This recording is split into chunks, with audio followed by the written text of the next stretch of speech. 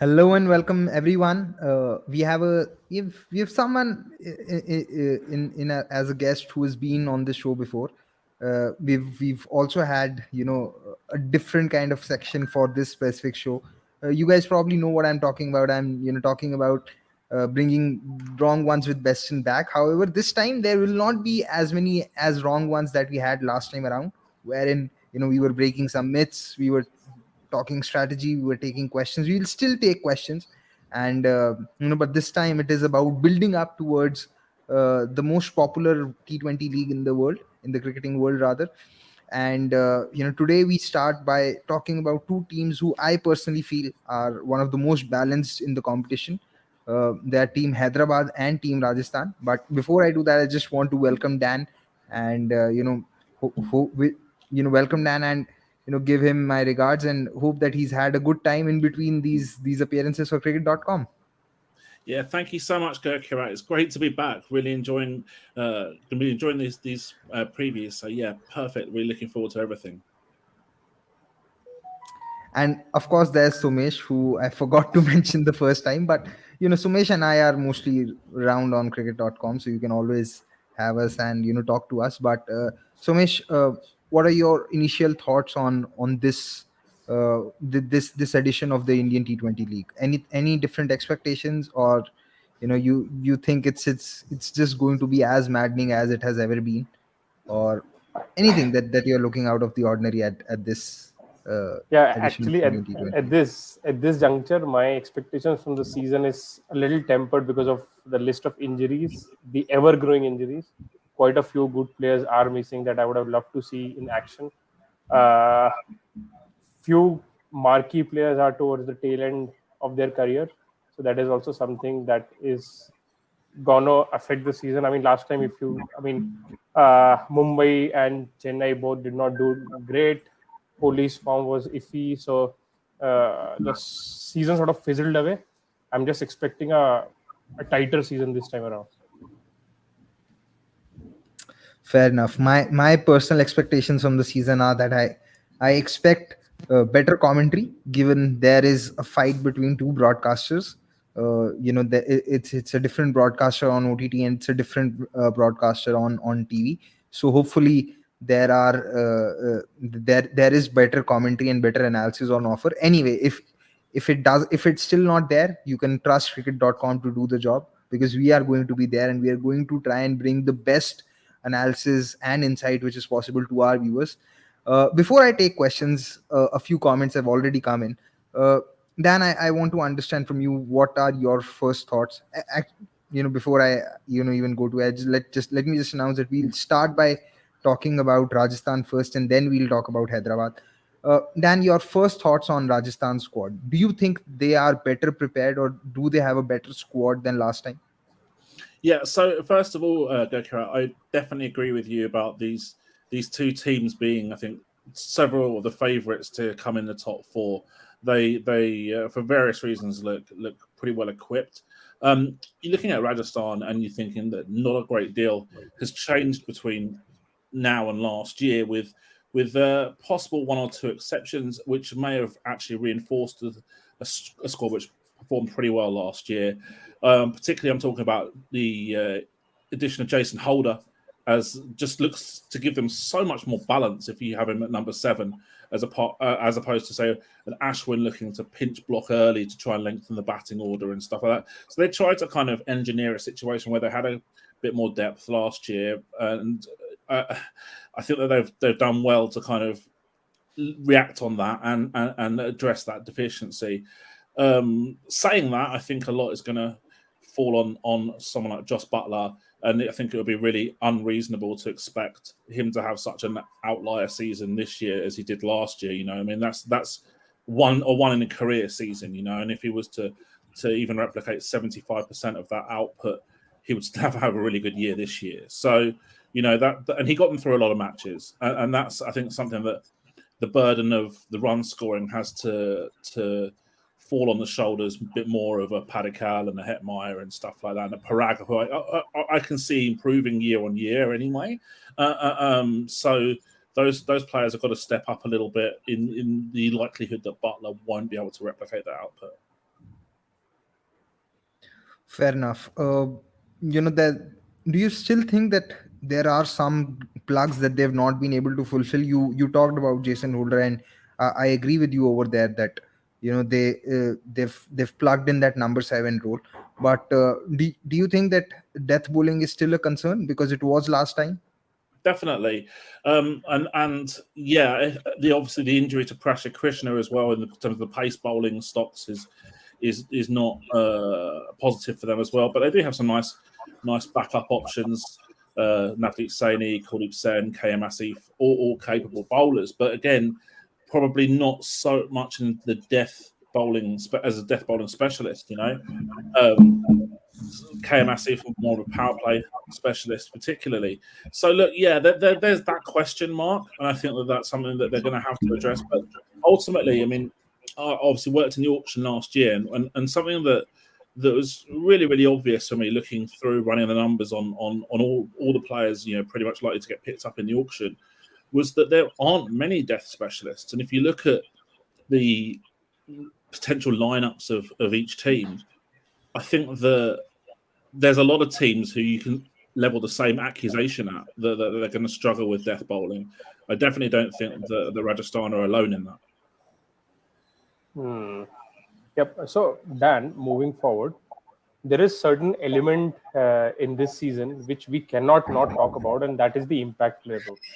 Now, Ricky Ponting said just the other day that impact player rule will eventually, make all-rounders obsolete. Now, it is not just the impact player rule. One other dynamic that has been added is announcing your 11 after the toss. Now, I mean, before we deep dive into each of these teams, I want to know from you, because the last time that when we spoke about just after the auction, you were of the opinion that irrespective of the impact player, teams should field their first 11, the best 11 first, and then try to see whatever they need to do on the day. But I think having this choice of picking your 11 based on the toss really changes the dynamics, right? I mean, if teams really just go with their best 11, irrespective of whether they are batting first or bowling first, they are essentially losing out on advantage of fielding 12 men, so to speak. No, for sure. And it's, I mean, I don't know when this rule in terms of naming the 211s was communicated to the franchises, but throwing it in a couple of weeks before the tournament started probably isn't ideal planning preparation for teams if they found out at the same time as the general public. Look, it changes a lot, I think. You're absolutely right, Somesh. The ability to name 211s really does enable you to structure up completely differently. And it'll be so interesting, I think, to see how teams do look to do so, because in South Africa T20 quite recently, the teams had the same option of name. They didn't have the impact sub, but they had the option of naming 211s depending on the toss results, and a lot of teams didn't bother. So there's it's not a given that teams are going to be super efficient at this impact sub rule straight away, and I would expect a lot of weird decisions and mistakes to start with for sure. And maybe people, not really being comfortable with looking to try and work out what this competitive advantage is. And we've also seen this in any league with gimmicky rules, I suppose. And gimmicky is maybe a bit strong, but the Big Bash, for example, with the Bash boost point. I mean, like this, it was really easy to construct a strategy around the Bash boost point, and yet teams were just like not bothered about. They were quite willing to give up like a quarter of the points for the actual match just by not being in front after 10 overs. And actually, I ran the numbers before. I can't remember the exact numbers, but I think about 3/4 of the teams who were ahead at the 10 over mark actually won the match anyway. So it was a really good guide as to where you would want to be at anyway. So why wouldn't you try and get to that bonus point? So yeah. I think a lot of teams, as I say, a lot of teams will be maybe quite disorganized to start with. It's really interesting to read Ricky Ponting's thoughts. I had a good read of that interview, and I do lean to agree with him about. I think he was more referring to kind of those bits and pieces players, like maybe a number 7 who bowls 1 or 2 overs kind of thing. Like maybe he has quite a low match involvement, like 7 to 10 balls with a bat, 7 to 10 balls on average with the ball kind of thing. Those players, maybe they might become obsolete. Although I could see another argument and another way that could develop as well, whereby say you might have a luxury player. So someone like a Shorat Khan, who tends to bat number 6 or number 7, doesn't bowl. If they make a name for themselves as an impact player a few times, could that almost present them with like a niche role, and which could be in a lot of demand, from franchises in the future? So, this is why I'm so fascinated by it, because I think it's going to be an incredible extra tactical dynamic that we can look forward to this season, and hopefully beyond as well. If I think the gist of the impact player and its usage is that you have to look at it as a help or as a lifeline, but you can't look at it as a cheat code, because I think Mhm. if you start looking at it as a cheat code, you'll probably be too too concerned about using that impact player rather than getting the balance right of your 11 from the beginning. I suppose teams will have to resist the temptation of doing this, because I anyway think that to use this impact player rule, teams need to have enough Indian quality, because if you are anyway not having enough balance in the 11, you will be using the 4 overseas players anyway. So you need to have Yeah. you need to have enough required Indian quality to use that impact player rule. So even though the rules there, I don't think all teams will be able to benefit out of it. Yeah, I think for the impact player rule, we should just assume that it is for the Indian players. I mean, uh, that's the best way to go about it. So I think for the ease of our viewers and for us as well, maybe what we can do is start off with the 11s. What is Rajasthan's ideal bat first 11 and bowl first 11, and then take it from there. What do you guys think? It We can seems try. fair. Seems fair. And in the meantime, we can also start taking a few questions that are there. Yeah. So Dan, you go with your 11, Okay, and so yeah, sure. So first of all, guys, one sort of thing: how do you anticipate teams will structure up differently if they're batting first and they're bowling first 11s? Because it'll be quite interesting to think maybe to have a little bit of a debate about that to start with before we run through the 11s. so I think there are a few venues which are toss agnostic, where it's not going to make a difference whether you're batting first or bowling first. Mm. Like I feel some like a Kotla is that venue. uh, Mohali could be that venue. And at the same point, there are few venues which are heavily toss dependent. We have seen Wankhede to be one venue where teams prefer chasing. Then Chepauk in Chennai is one venue where, even though there has not been many games that have held in Chepauk in the last 4 years or so, but uh, the preference to bat first in Chepauk is a lot more than at other venues, because the pitch slows down and the ball starts to turn. So at toss agnostic venues, I don't think it's going to make a difference. It might make a difference on a few venues like I mentioned. So if you are playing, so probably if you're playing at Chennai and there is not going to be dew and the ball is going to grip. So if you are batting first, then you will probably play an extra spinner instead of a pacer. But if you're bowling first, then you might try and add a little more batting enforcement, given how batting becomes difficult in the second Mhm. half. So Yeah. I think that is one line of thinking. Of course, venue to venue it will change. And as we go along in the tournament, because it's going to be summers in India, the pitches are going to slow down. So I don't think there can be a fixed strategy to this anyway, like how there can't be anything fixed in T20s anyway to begin with. Hmm. Yeah. But actually, I have a very contrary view. If I mean, I feel that teams can really utilize this well if they plan properly. Maybe Rajasthan is actually a very good place to start because they're 11 agnostic of where if they are batting first or bowling first is pretty Yep. solid. So maybe Mhm. Dan, you can give your 11, then I can maybe give you some of my reasoning where I feel that this rule can be used better. Let's do it. So, I think first of all, I think it's important for me to say that I generally think that if you're going to bat first, then you could look to go a bit more batter heavy and then look to Yeah. sub someone off later on. I think that's pretty logical. The problem for Rajasthan is that they don't really have any sort of noted backup domestic batters. So it would be a lot to ask of a Dhruv Jurel or a Kunal Singh Rathore or Abdul Basit to start in the games. I think, even though they've all got, I think, some ability and upside, definitely. So I went with a kind of fairly generic 11, if you like, of Butler, Jaiswal, Padikkal, Samson, Hetmeyer, Parag, Holder, Ashwin, Bolt, Saini, Chahal. Yep. So mostly around expected lines. Now here I have a thought. Like if they're batting first, wouldn't it just be prudent to not have Kuldeep Sen in the 11 and include someone like a Bazid Khan who has a high ceiling, at least in terms of his hitting ability? So Definitely. there's, even if he doesn't get a chance to bat, they can always sub him out and bring Kuldeep Sen in. So that's two. There's two options there, I think. Really, with one, you could do that, and I have no problem with that because, as you say, he looks to be what I would kind of refer to a bit of as an intent merchant from the data that I have so far in his career, for sure. And also he's from Samson's home state, so he would have seen him. Yeah. I saw that as well. Yeah. And that's one option, and you take him off and you put a Sen on or something like that subsequently when it comes to the bowling.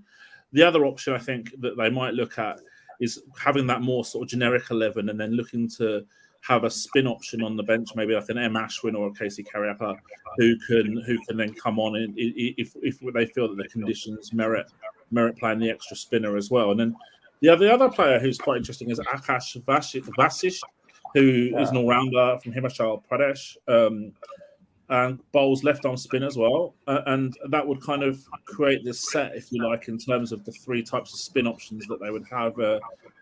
Ashwin's off spin and Chahal's leg spin as well. So having those three spin options could be quite fun as well. And there's certainly a few ways they can go. In a way, I would rather that maybe that they had another more sort of high-profile domestic batter, but I think they're pretty well equipped. Yeah, I mean, interesting that you bring up the point about spin, because last season, even though they had Chahal and Ashwin in the team, they were the worst wicket-taking side in the middle overs. So maybe, do you think? I mean, they used Ashwin well.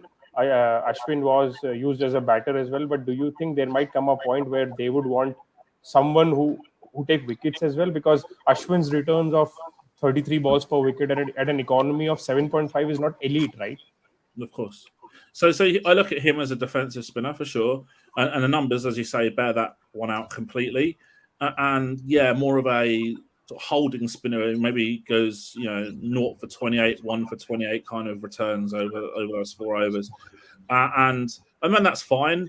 But you've got to look to take wickets as well, and having an extra spin option could an attacking spin option, especially if you're defending lower totals, it might pay you to be a bit more attacking and to front load to try and take wickets a little bit more as well.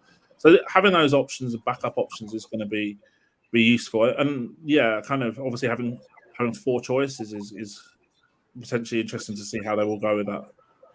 Dan, I want to know your thoughts on something. This is something I think there is consensus between me and Somesh, because we've discussed this often.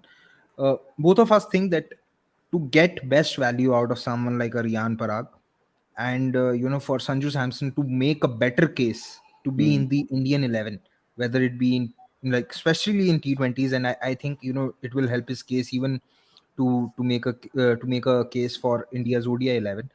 Both of us feel that the batting order should be rejigged in a way where Padikal's 3, number 4 is Riyan Parag, 5 and 6 is Sanju and Hetmeyer, or Hetmeyer and Sanju, depending upon whether you need a left-hander or a right-hander. The thought process being Sanju is a very good batter of pace bowling, and as a finisher you need someone who can take on pace bowling, and he also has experience. And Riyan Parag is a little too inexperienced for that role. Sometimes he doesn't really know at what tempo to go at, and which matchups to play out. So this might even help them get the best out of Riyan Parag as a batter at number 4. What are your thoughts on this? I'm going to be honest with you. I'm not massively convinced for that argument.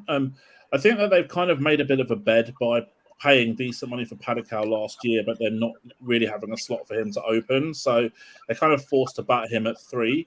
I generally think that in T20, particularly a team who last season had really high balls per dismissal for the first couple of wickets as well, you want to make sure that your best batters are facing as many balls as possible, particularly towards number 4, number 5, they're your best batters. And I genuinely think that if you had a Parag at 4 and then either Samson and Hetmar at 5, 6, or vice versa, you're looking to.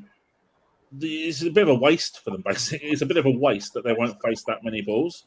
I mean, like a Sanju Samson at number 5, I think that he's not going to face obviously as many balls as he would face batting a 4, and he's too good a player to be sort of pushed down the order for a young player. Parag, though, he's played quite a bit for a player of his age in the IPL now, and if you're looking at his sort of Sai Mushtaq Ali numbers and stuff, he's miles ahead of the age curve. He really, really looks a talented player, and then he hasn't really quite been able to replicate it on the big stage at the moment. So, look, there's obviously a player there, and getting the best out of him is going to be key. But I definitely would be wary about trying to get the best out of him. But if that's the detriment of Samson and the detriment of Hetmyer, then that might be a trade-off that you don't want to take. Also, another question that I have is, do you see someone like Donovan Ferreira getting a game at any point of time? That is one. And I know you aren't big on someone like Joe Root as a T20 player, but do you still see that at some point of time, say if Hetmyer loses form, or if Rajasthan need more batting enforcement because Sanju's not scoring runs, Particle's struggling, and Jaiswal's also inconsistent, do you see some place for someone like Joe Root, because he can also bowl? And I feel, especially during the second half of the tournament, when the pitches become slower, and say if Rajasthan are playing in Chennai or in Hyderabad, there's some value with Joe Root, the player, because he can also bowl. He has the unconventional shots, and I do think that he can set the pace. I know we have had this discussion before, but let's just have it again for the sake of it. Yeah, for sure. Look, I think you make some really, really valid points, Gurkirat. The problem for me is how he fits in as one of the 4 overseas in combination, because I think it's pretty much a given that Butler and Bolt are going to play pretty much always, and Hetmyer, I think, has done enough to certainly start the season with a good amount of credit in the bank as well, and Holder just balances the team up so well. So I think that as a starting point, I think that's tricky. But as you say, coming towards the second half of the tournament, let's say Hetmyer are struggling, Joe Root coming in for Hetmyer looks to be the logical way to integrate him into the team. And as you say as well, the extra spin option, particularly against left-hander batter-heavy teams, would also be really beneficial as well. So there's certainly some scope for Joe Root. I'm a bit less bullish on the chances of Donovan Ferreira playing much. Not because I don't rate him, but I do. And I think we saw in the first game of the SA20, that's the talent that this guy's got. It just needs to harness it into a bit more consistency. But I do think this is a big step up for him, and I think that his bowling, if he was to bowl, would be probably quite exposed at this level at this point in time. So I look at him more as just a soul as a finisher, and I don't see that balance-wise and contribution-wise that's easy to get him in for a Jason Holder, for example, which probably would be the swap. So I think Root's got chances, maybe not at the start, but throughout the tournament. Ferreira, I think, is going to struggle to pick up much game time. Just to add to what Dan is saying, I'll just add my 2 cents to it. The reason I feel both of them might not play unless and until Rajasthan are having a disaster of a season is because Donovan Ferreira is not a like-for-like replacement for Jason Holder, because he doesn't bowl as much. And if Root plays instead of Hetmyer, then they'll have to split Jaiswal and Padikkal. So that means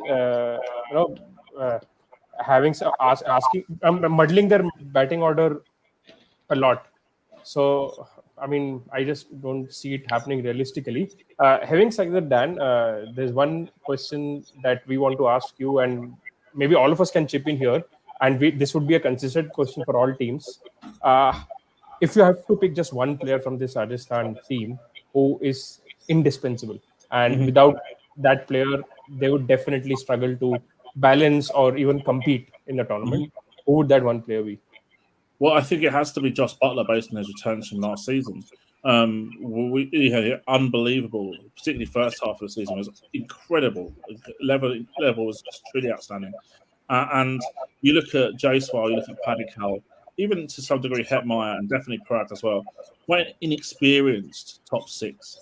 And his experience, Josh Butler's experience, will hopefully be a big benefit to them. I mean, if he was unavailable, you really are starting to think that you wonder where the runs will come from on a consistent basis. And obviously, he needs to have another good season. But if you took his numbers out of last season and you replaced them with the league average, for example, look anywhere near as good for Rajasthan. But don't you think if you spread the net wide, there would be a lot of quality opening batters around, but someone like a Shamran Hetmeyer might be irreplaceable because there aren't many good middle order batters who are left-handers as well and decent against both pace and spin. I know what you mean, but also for me, I look at ball match involvement. So the balls that a batter faces, I'd much rather look to try and replace number 5 than a number 1, an opening batter, for example. Sorry, I should say. And so, yeah, whilst there are plenty of good openers, if you're looking at the difference between Butler last year in the league average and Hetmeyer last year in the league average, I think that the difference between Butler and the league averages for those roles is quite markedly different. All right. I feel while it's very difficult to cover up for the absence of Butler if he gets injured or something. I think they might struggle equally if, say, someone like Trent Bolt doesn't hit form or gets injured, because there is no Prasidh, and they don't have death bowling. So it is very important for them to get wickets up top. And if Bolt is not able to provide them wickets up at top, then it becomes very difficult for that bowling lineup to then contain batting lineups. And the other option that they have is Obaid McCoy if he doesn't play, or if Bolt doesn't play. But Obaid McCoy is more of a death bowler than a swing bowler. So I think even if Trent Bolt is not there, they might struggle. And that's what I feel. Apart from this, there's one overseas player that we haven't discussed, and I'm quite excited for him, but I think that player may not get a game in this tournament for Rajasthan, and that is Adam Zampa. I mean, what do you guys think about it? Without a doubt, it's a very valuable addition, and I suppose even off the field, some time with Zampa for someone like Yuzvendra Chahal will really help him. Given how he's been struggling in the format. But what do you feel about the possibility of Zampa being there but not being able to get a game? Well, sadly, I think it's likely that he won't get a game because obviously Chahal is one of the premium leg spinners in the entire league, and it's going to be really difficult to make a case for using an overseas slot on another leg spinner, again, who doesn't really bat. So I think that's exactly it. I mean, I guess he's some form of Chahal backup with. Obviously, they have to rejig the overseas combinations to adjust for that. And yeah, I mean, sad. I mean, I think obviously Adam Zampa is a talented player. I've drafted him in the 100 in the first year, so I'm very aware of his talents. But I just think it's tough to see him getting game time, and I think it's a shame. But I do think that it's quite an IPL dynamic, if you like. With the overseas players and stuff, it's hard to find gaps in the squad for overseas spinners. The only way Zampa might play is if one of Abdul Basit or Akash Ashish go on and prove their batting mental in the first few games, so that they have the flexibility of actually not fielding holder, and then bringing in the fourth overseas player in Zampa specifically in the later half of the tournament in wickets like Chennai and maybe Delhi. Yep, that's something which is being said in the comments as well. But yeah, I still feel that he'll have a lot to add anyway, even off the field. If he spends some time with the spinners that are there in the squad, I'm sure there is enough to learn from someone like him. Anyway, so I guess there's only one bit left to discuss, which is, do we think that they are a top 4 contender, and after that I think we can move on to the next team. So I personally feel that they are definitely one of the contenders to finish in the top 4. I want to know what you guys feel. For me, potential winners. I would be surprised if they didn't come in the top 4 or there or thereabouts. You're looking at maybe 8 wins to get into the top 4. I think this is a team very capable of achieving 16 points with 8 wins. And I look at them compared to last year, they've got a really settled core group, which is such a key usually for success in T20 competitions. And with the addition of Holder as well, giving that better balance, there's a lot to like about this group. As with every team, there's 1 or 2 holes, but I think overall this is an above average playing 11 in particular. Sumesh? Yep, definitely a top 4 contender, but I have question marks on their bowling. Their bowling will have to step up. Yeah, I think they might struggle to defend totals. I had said this even last time around, and on flat pitches it's a possibility. But I do think that they are far more balanced than many teams in the competition, and the advent of the impact player rule is only going to help them, wherein they can bring another bowler and try and get more wickets up in the power play. I still don't think that they have decent quality of Indian bowlers who can bowl at the death. There is Navdeep Saini, there is Kuldeep Sain, but they're still not reliable at the death. But I still feel overall they have enough quality to be in the top 4. Anyway, and you never know, there is Sandeep Sharma as well, not confirmed yet, but we have been hearing news. Yeah, I am hearing that he's going to be in some other team, the team that we are going to discuss. So now we move on to discussing Hyderabad, and the captain is someone who's won another league competition in South Africa. It's Aiden Markram, and they had a good season in South Africa.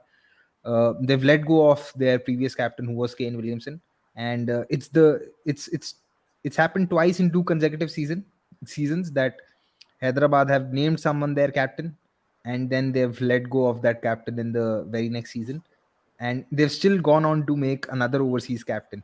So, Dan, your thoughts on this? I personally feel, before I go to both of you, I personally feel that it's having an overseas captain is always a risk, and we've seen those risks in the last 2 seasons. Because if that overseas captain is not doing well or is going through a bad rut of form, there's not only a waste of spot in the 11; it's a waste of a prestigious overseas spot.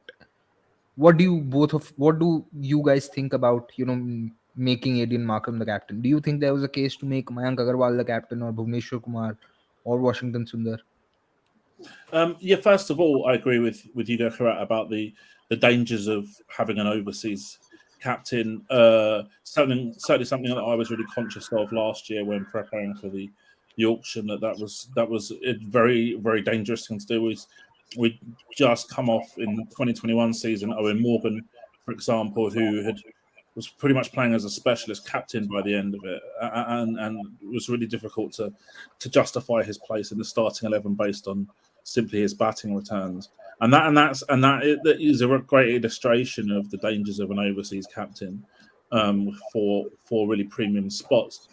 On the flip side, we saw Markram on the surface do a pretty decent job in South Africa, and also shows the kind of benefits of these multi-club ownerships across different leagues, in that they can almost trial him as a captain in a smaller league or a new league, and then once they've evaluated him, they can make him a captain in this league instead.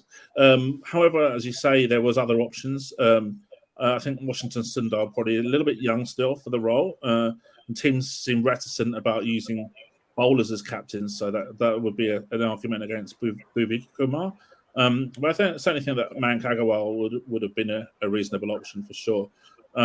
Maybe they were put off by what happened with him at PBKs in terms of obviously the captaincy maybe affected his on-pitch returns. In the end, it was one of his poorest seasons for quite a long time with the bat, so maybe that was a consideration. But I look.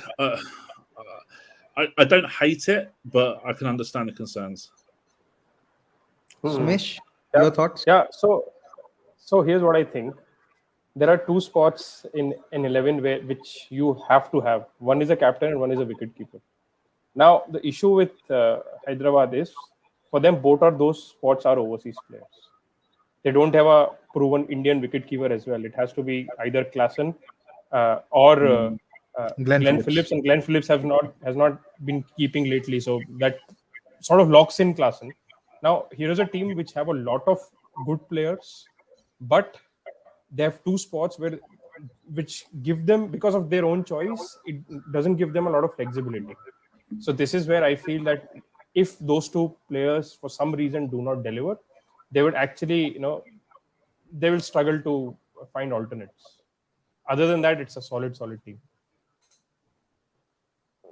I was expecting that you'd say that someone like Rahul Tripathi could have also been your Of captain, course, but given how much you like him. But and he captains his domestic team as well, so yeah, he has captaincy experience. Yeah. yes. So they're, like you said, their 11's more or less settled given the options that they have. Probably, I think the only call that they have to make is that who plays, whether it is Klassen or whether it is Glenn Phillips. Yeah. Somesh, you said that it's Klassen. Dan, your call on that? Yeah, I lean towards the same. The two factors really. One, they paid a lot more money for Klassen, and two, you can't underestimate that. It's amusing, but you can't underestimate that. And also the recency bias in terms of current form as well, with Klassen coming off the back of excellent performances of late. So you can understand why that's likely, I think, too. I think we should circle back to the format and ask Dan. I mean, what were the actual gaps that SRH had? Because they did not have a very good season last time around. We forget, just because they bought a few good players, we just tend to forget that they have been underperforming for a while. Especially last season was a forgettable one, and last season also they started well, but just got derailed and almost were making a couple of changes every game. Yeah. So this team is a team that I think has struggled quite significantly kind of since the COVID break kind of stuff, in terms of that. It's quite a split between when they were performing well and performing badly. Ultimately, I do firmly believe that they were playing over the last couple of years a really dated brand of cricket, one that was maybe successful 5-6 years ago, but really has struggled to evolve subsequently. They went really bowling heavy, but then they lost a bit of bowling quality. Losing Rashid Khan but retaining Williamson last year was, I think, one of the worst recruitment decisions that I've ever seen in any league. And look, they as a team, I just didn't really feel that they had an identity that I wanted to buy into as a fan, if that makes sense. I found they were a boring team to watch. They were unsuccessful, and it became a bit stale, I think, ultimately. And they've cleared the decks from the management perspective. So Tom Moody's gone, Kane Williamson's gone. Now they brought in Brian Lara, and they've got Aidan Markram as captain. I look, in theory, the recruitment looks quite nice. The recruitment does indicate that maybe they are going to play a different way this year, more of an attacking, higher intent brand, which definitely would applaud. But I think the jury is out, really, because this is Brian Lara's first job as a T20 head coach, and it doesn't get much more high profile than this. So is he going to be an astute tactician? We don't know. We've seen many times that because you're a former all-time great player, that does not necessarily translate into being an all-time great coach or even a good coach.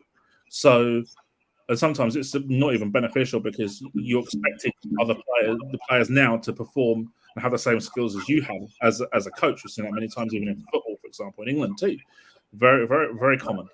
And that could be an issue. We don't know. So the jury's out. We've got a new coach, we've got a new captain, hopefully a new style of play. If it all goes right, there could be a lot to like here. I personally feel on this front that they've obviously plugged some gaps. instead of having Williamson and Puran in the 11, they will have. I think regardless of who like whether you play Harry Brook, whether you play Glenn Phillips, or whether you play Klassen, I think all three of them are better than Ken Williamson for sure. And I feel they've probably probably upgraded that spot which Puran was taking in terms of the variety that they have. And I think they might be the only team in the competition that has four overseas batters, all of which who are capable of both, capable of hitting both spin and pace. And this is something that you not really find with any team in the competition. And this is not just this year, but I think we'll struggle to find a team that has had four overseas batters who are as good as against spin than what they are against pace. Moreover, they clearly lacked a wrist spinner or good spin bowling options. And they've upgraded that as well by going after Adil Rashid and Akil Hussain. And I think both of them are very good options, and depending upon where they are playing, they can play one of them, because they realized pretty much last time during the competition that there's no point having four players for one spot, because they had Jansen, they had Faruqi, they had Sean Abbott, and they had, I think, Romario Shefford. So I genuinely think that they've done a very good job in terms of plugging the holes. The only hole that I see with this team is that uh, on that they may not be that they don't have a good enough spin bowling option. They'll have to rely on one of Akil or Rashid to do the job. And how do they fit that player? Because I think they'll also want to play one of Jansen or Faruqi. Getting that balance right in terms of options, I think that is going to be the biggest challenge of Hyderabad this time around. Yep. I agree, and I'm judging by Dan's silence that he is on board as well. I mean, again, to make things simpler, maybe Dan, you can give us your 11 and we can take it from there. Sure. And I think there are a few ways that you can structure up, but ultimately the core of the group is going to be pretty predictable. I do like the fact that there are ways that they can structure up differently and use a potential impact player in a really nice way. So I look at Abdul Samad and I think this guy is like the perfect impact player. He's exactly what the impact player was designed for. And so I would start him in a group with, if they're batting first, and then have him as a bench option if you're bowling first. So batting first would be something like Mayank Agarwal, Rahul Tripathi, Abhishek Sharma, Aidan Markram, Harry Brook, Heinrich Klaassen, Abdul Samad, Washington Sundar, and overseas spinner Bhuvneshwar Kumar and Umran Malik. And then if they're bowling first, you can swap out Samad and you bring in another pacer like a Natarajan or something like that.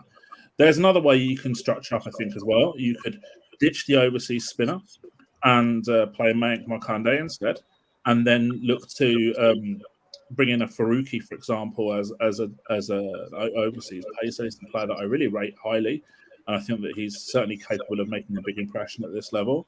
They might well also look to go a bit different with that and go more down the Marco Jansen route because of the extra baton that he offers. So there are some combos here for sure, and it's quite fascinating to see how they might go. But again, this kind of, you have to give them credit for the recruitment that they've got these options, and all of them look kind of pretty solid starting lineups, really. And you wouldn't raise an eyebrow at any of them. Only two thoughts is, I mean, I fail to understand that how they arrived at Adil Rashid ahead of Adam Zampa, because in my opinion it should have been the other way around. Adil Rashid came ahead in the auction. That's the only reason. Yeah. Did he? Okay. Yes. Adil Rashid was but I think ahead in the auction. With their budget, they could have outbid anyone They wanted. didn't want to take that risk. So Adil Rashid was ahead in the auction. Adam Zampa was unsold the first time around. He was sold the second time around. So it was clear that they wanted to go for whosoever comes first, because they didn't really want to take that risk. And to be fair, I think they got Adil Rashid for around 2 CR. They got him for base. So So Yeah. Second point is, and this is again, Dan and Gurkirat, if you've given a thought about this. Now, the point that I made about Henrik Larsson being the overseas wicketkeeper, do you think there is merit for them to bleed in Upendra Yadav specifically as an impact player? Because I was looking at his numbers, he's a decent pace hitter, but looking at the long-term picture, let's say Henrik Larsson doesn't end up having a very good season, and if Upendra Yadav is half decent, it will give them flexibility to play him as a keeper and then play Glenn Phillips instead of Henrik Larsson. Yeah, so I mean that's another consideration, but from the data that I have on Upendra Yadav, at least at this point of his career, he looks more of a kind of an anchor dynamic rather than a high intent player. So I think at this point in time, I would certainly lean towards the overseas keeper at this stage. But ultimately, yeah, that's another way they can structure if that kind of combination and balance of overseas players doesn't work well. Whether if they want to try and integrate a Faruqi or a Janssen into the bowling group or play that overseas spinner, that's another option that they could do by picking the domestic keeper instead. Again, all these combos, I think, yeah, as I say, they're not really anything that you'd raise an eyebrow at. You'd be quite satisfied with that. All of these different sort of starting 11 and combos that we're talking about. Yeah. And your thoughts on other better options, Samarth Vyas and Sanveer Singh? Yeah, so I look at the bench options for Hyderabad, and you've got Samarth Vyas, Sanveer Singh, who look to have some hitting upside, but I think ultimately they're going to be behind Abdul Samad in the queue for that role. You might have you're looking at sort of a collapse averter, if you like, a spare batter. Then you have Upendra Yadav, you have Amalpreet Singh, you have Vivrant Sharma as a left-hander who's done pretty well in List A cricket as well so far in his career. And yeah, there's options there in the batting. There's certainly some players with the upside at least, but I think ultimately Samad will be the player that I would primarily use as that impact player role at this stage, definitely. I also think that someone like Karthik Tyagi could be a very good impact player, especially on pitches that don't have anything for the bowlers, because he also, like Umran, has the raw pace. Probably not the raw pace to bowl 150 plus consistently, but maybe 140 plus consistently. What you mentioned about, if Klassen not having a good time and maybe playing Upendra Yadav. So if they do decide to play only two overseas batters, then they can play Janssen along with one overseas spinner. And Janssen as a package at this point of time is very, very tempting for any franchise, because he's as a batter, he's become a completely different player than what he was. I watched him take down that MI Cape Town bowling attack in SA20, and recently I was watching that innings with Klassen, and I was watching the highlights. The way he was pulling the short deliveries to the boundary, he's just become a very good hitter of pace bowling. So there's that option.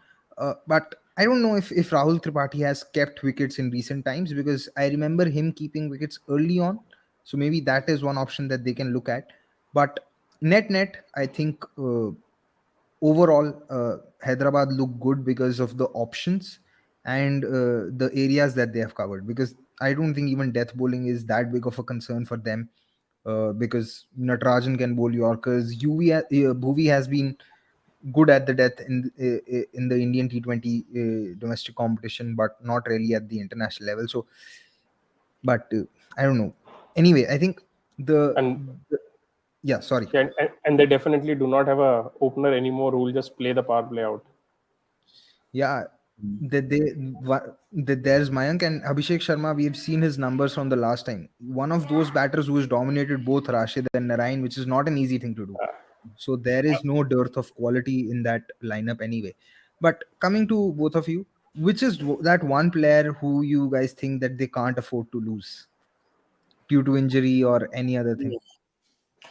That is a really good question, because it's almost like you're not necessarily looking at picking the best player, but the player who, if they were unavailable, just makes it really difficult in terms of role clarity and planning. So in a way, I'm quite tempted to go with someone like Natarajan because without him, it's really difficult to work out a death bowling over distribution. So with him, you're thinking maybe something like, and you're manufacturing it a little bit here, even with this, is something like a Sundar or an Adil Rashid bowling over 17, Natarajan 18 and 20, Bhuvi 19, or something along those lines. And if he doesn't play or he gets injured, we've seen in the past he has picked up a lot of injuries. That's an issue, and I mean from that kind of role clarity and planning and stuff perspective, I do worry about that for them a little bit. If you're looking at the kind of the best players and stuff, I mean, at the moment it's difficult to see past someone like Harry Brooker they spent so much money on, and ultimately is a player on a huge upward curve right now. So I think a lot of things will be expected of him as well. So yeah, a couple of choices there, I think. Somesh, what do you think? Which player really is one player that they can't afford to lose? I've just experienced brainwashing in real time. Because for me, that player was, for some reason, Rahul Tripathi. I just felt that he's a proven player at this stage. Mayank had a iffy last season. Abhishek Sharma had one good season last year, and that was his first season. He's still young, so miles to go. Apart from that, every player is sort of unproven. I mean, I know Harry Brook comes in with a reputation, but we have seen time and time again that player who arrive at a reputation don't always turn that reputation into reality. So I thought that Rahul Tripathi is someone who will glue that lineup together. But yeah, I mean, now I'm actually thinking about is Natarajan the one? Is Natarajan that hole which they won't be able to fill because they'll have to play Adil Rashid as well. So that leaves them no room to play Jansen or Faruqi. So maybe one of Nattu or Rahul Tripathi. For me it's Washington Sundar because I think he's really worked on his power hitting and batting, and if he's injured then you don't have an ideal number 7 who can probably bat or bowl, bat and bowl both, because he can give you 4 overs. Then if Washington Sundar's injured, then I think they Hyderabad have to look for the closest like to like replacement that they have is Akil Hussain. And if they play Akil Hussain, then they can't play Rashid, and then they also can't play someone like Jansen when the conditions demand for it. So for me, Washington Sundar is that one player because Indian all-rounder coming in at 7, regardless of it that being a pace bowler or a spin bowler, is gold dust, as we have seen in this tournament. So for me, Washington Sundar is one player that they really can't afford to lose. Yeah, it's a good choice. The only reason for me to not pick Sundar is because I feel teams won't be able to utilize his batting that well because he's definitely not a number 7 batter. He's a work in progress, Yeah. because we saw that he did well in New Zealand where the pitches had pace and good bounce, but then he wasn't the same batter when India traveled to Bangladesh. So I don't see him doing well as a batter when, say, Hyderabad play in Chennai or on slow pitches. But I see him with great, but there on those pitches he becomes twice the bowler than what he is. And on say pitches like Chinnaswamy, Wankhede, Mohali, I think his batting can really help the team at 7, along with Samad, because Samad's inexperience really unfair to leave all the finishing on him. So along with Samad as an impact player and with Sundar at 7, plus with some experience of Klassen ahead of them, I think they can really make sure that Hyderabad close out more matches with the bat than they don't. So are they a top 4 contender? For me, yes. I think it's 3-0 yes. Or Dan, do you have any thoughts? I lean that way. I mean, it's not anywhere near given, but I think more likely than plenty of other teams. I think there's a lot still that has to go fairly well for them to have a good year. So with the new management group, a couple of injuries, Bhuvi or a Natarajan injury would be a real problem for them, I think, still.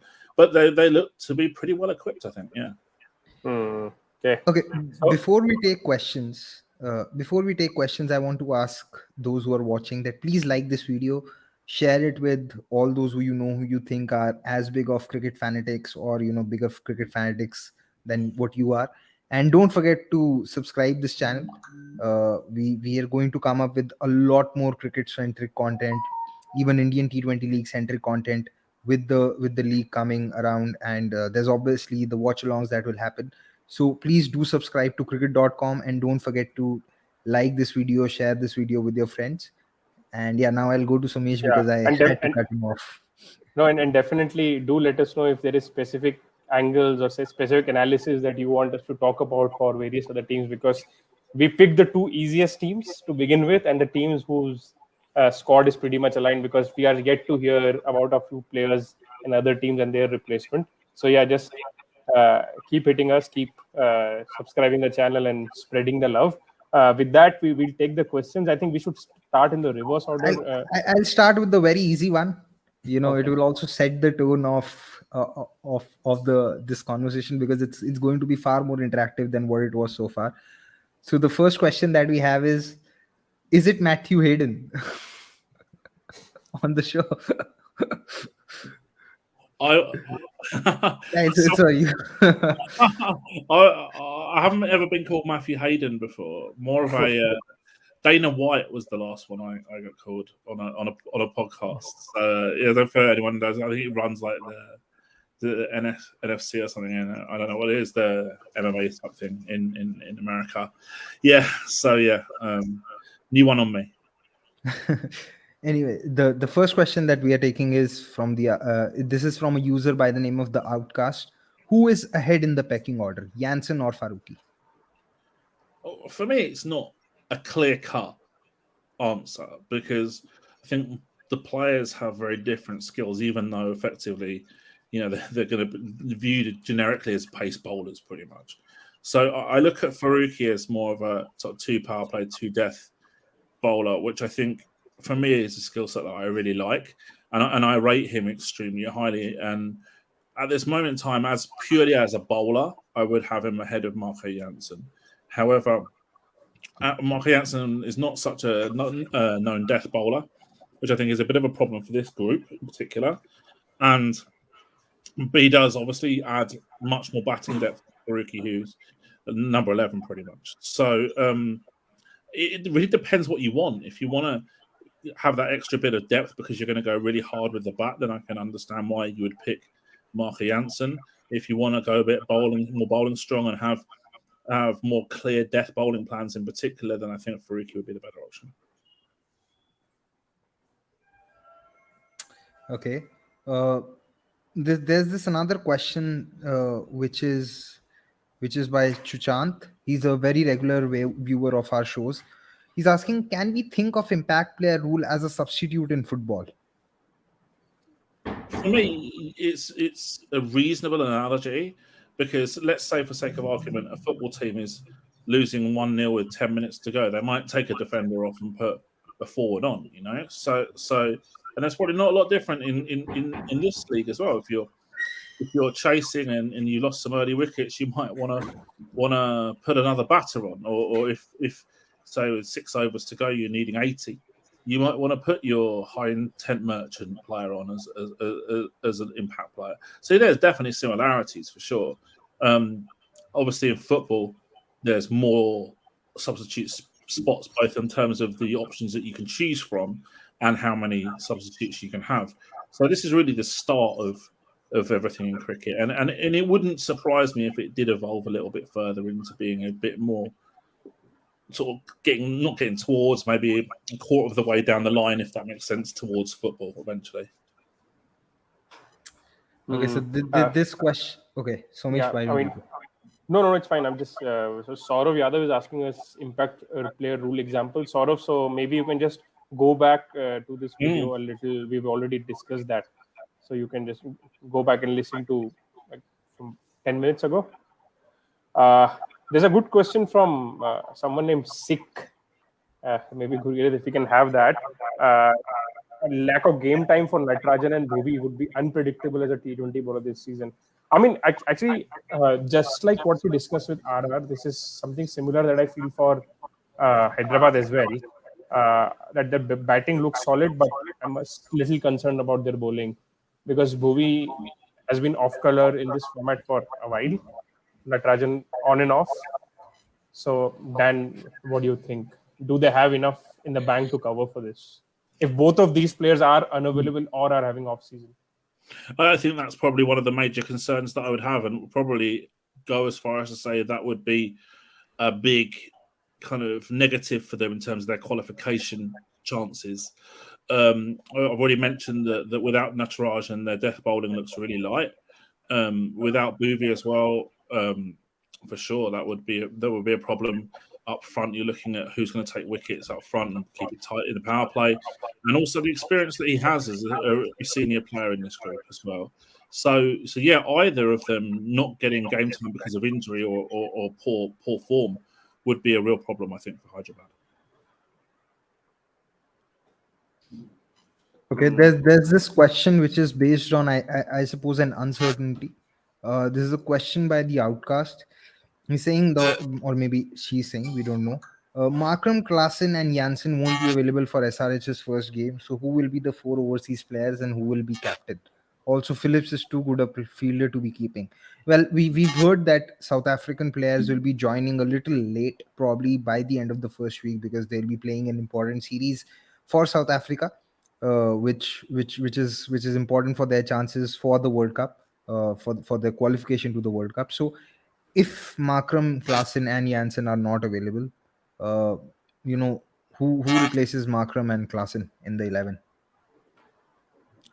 For me, that's where it gets a little bit tricky, particularly when you're losing the captaincy option as well. So who takes the captaincy? Maybe Mayank Agarwal does it initially for a game, or a Tripathi or something like that. I don't know. So obviously you're looking at a keeper batter to replace Klassen. Glenn Phillips will be the obvious like for like there, although I think the person posing the question mentioned that Glenn Phillips is too good a fielder to keep, and there's certainly a really viable argument for sure that yeah, he's one of the best fielders probably going to be in the league. So it does feel a bit of a waste for him to keep. But I don't think they're going to have a lot of choice here. So Phillips for Klassen. Janssen, we've sort of spoke about, may or may not play, depending on the combos. So that maybe is a bit less of a concern. And then Markram, I mean, who to replace him? It looks like you might have to go down a domestic route, which then opens up a bowling spot for a Faruqi or an overseas spinner. That's how I see it. Oh, another question that has come in is it's on Umran Malik. The question, as you can see on your screen, is by Siva Sankar EVP. He's asking, what is the role of experience in setting fields for someone like Umran Malik? Okay, so I've had experience of working with bowlers in England a lot in terms of setting fields for them. Some bowlers are quite open to having guidance in this area. Others have got their own opinions and are very, very diligent about the preparation that they do. So to give you an example, someone like Naveen Ul-Haq, for example, who I work with quite a lot, he has like a photographic memory of opposition batters. Like seriously, he'll remember anyone he's bowled against, and so he knows, right, he'll set his own fields because he'll be like, wow, he'll hit here, he'll hit here, blah blah blah blah blah, and then he'll do crazy stuff like double bluff fields and things like that. And a player like that, you just let them get on with it because they clearly know what they're doing. Obviously, maybe Umar Malik might be a bit different in terms of level of experience and quite a unique type of player as well. For me, if I was working with Umar Malik, I would be focusing on several things. One, what is his super strength in terms of the lengths and lines that he can bowl? And two, how do we exploit the opposition batters that are different? So,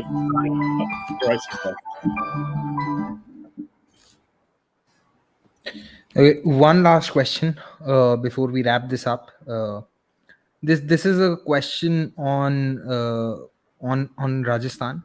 The question is that if now that Prasidh Krishna isn't available. Mm. Okay, here's the question. I found it. Without Prasidh Krishna, do you think Ubaid McCoy must play? Else, death bowling would be a real concern. Yeah, that's something that I was considering in terms of obviously Obed McCoy is more of a death specialist probably than any of the other bowlers in their likely starting 11. The problem is that he's might be injured too, I think, or at least maybe missing some part of the tournament. I don't necessarily it's a given that his fitness is there at the moment. So yeah, something to consider there as well in terms of yeah, that is an issue. We spoke about that earlier for Rajasthan. It's not a unique issue among teams. We've already spoken about Hyderabad having the kind of the similar problem. And yeah, I think that Obed McCoy, if he was fit and playing well, would have a great impact. But the problem is, as I said earlier, is those kind of those four overseas spots that kind of set in stone a little bit. And yeah, you might see a Hetmeyer rotate out for a route eventually, but the rest of them, it's really difficult to see much change. So how do you get Obed McCoy in the team without weakening other areas? Anyway, on this note, I'd say that we have come to the end of this section where we were taking questions from the audience. Uh, any last thoughts that you have, Somesh or Dan, on the teams that we have discussed today? Nope, I think two of the easiest teams to discuss. One with coming off with a very good season, second coming off after two sort of forgettable seasons. So let's see how they pan out. Over to Dan. No, that was the same really, Somesh. I think that we've spoken about these two teams for just over an hour now, and we've been really thorough, I think, in terms of how we think that they're going to line up and different combinations and permutations and their chances for the tournament ahead. So, look, yeah, I'm pretty positive, I think, on both teams, and certainly that won't be the case for all of the teams that we're going to discuss in the future. So, yeah, no, I think we've covered it pretty well. Well, we are still deliberating on which could be the next teams that we discuss and analyze, because what we are still waiting on is some clarity on which are the replacement players which are being signed, because Delhi so far haven't announced any replacement for someone like Rishabh Pant. Neither have Mumbai for Jasprit Bumrah.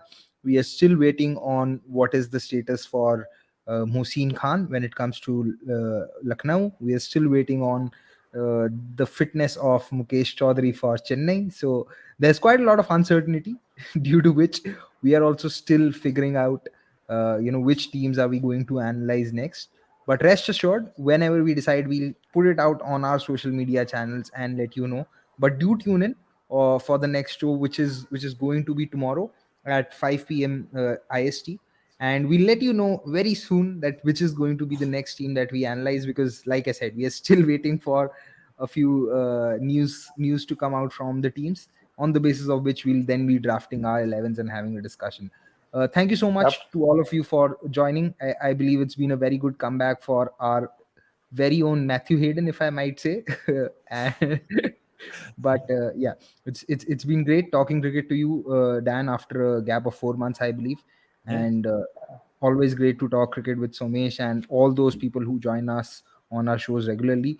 Do tune in tomorrow at 5 p.m. once again, and don't forget to like, share, and subscribe to cricket.com, and share this video amongst your friends and family who are cricket fanatics as much as we are. Thank you so much. Goodbye.